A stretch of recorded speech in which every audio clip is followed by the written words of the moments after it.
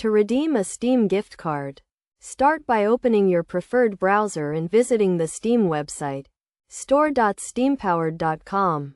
Sign in to your account using your credentials.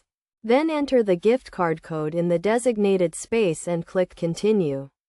If prompted, provide your address, as this information is used to convert the currency to match your location. Once the process is complete, you will receive a confirmation message.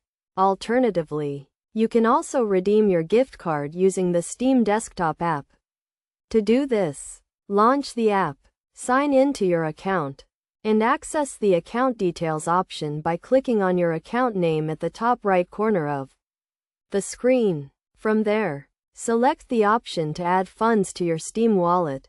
Then click on the link to redeem a gift card or wallet code. Enter your gift card code, and if necessary, update your mailing address to ensure the funds are converted to the correct currency. After completing these steps, you will receive a confirmation message, and the funds will be added to your Steam wallet.